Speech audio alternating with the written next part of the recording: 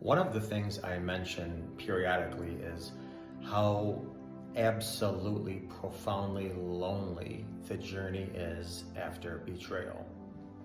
Because we seldom shout it from the rooftops like other news. Now, many of you watching this, have probably posted it on social media and told all your friends and family what a dirty dog he or she is and whatever.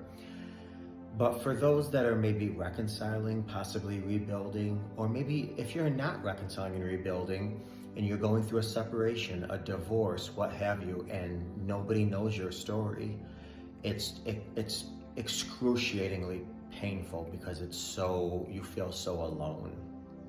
One of the things that I would encourage you to do, if possible, is think about who does know that's relatively supportive. So, and write this down.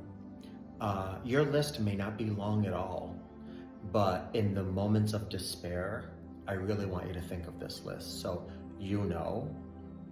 if you are reconciling and rebuilding with your partner knows, God knows, your diary knows, your journal knows, maybe a pastor, a father, a religious leader, possibly a friend, possibly a family member, the universe, whomever it is. I want you to write it down, because in those moments when you're like, I just feel so alone, I really want you to refer back to this list and say, well, you know what? These are the entities that do know.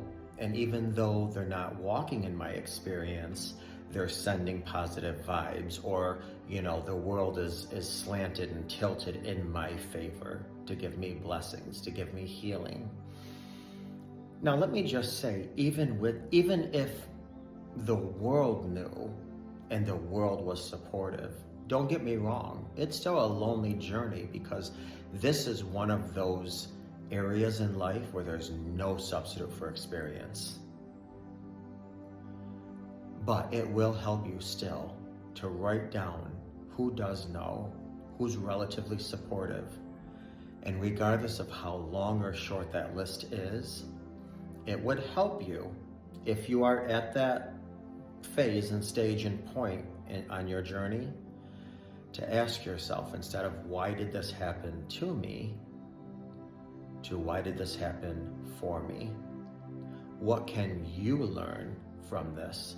How can you grow from this? How can you as a person transform your tears into transformation? Your pain into positivity. So not why did this happen to me? What lessons am I going to learn to become a better person this new year? Why did this happen for me?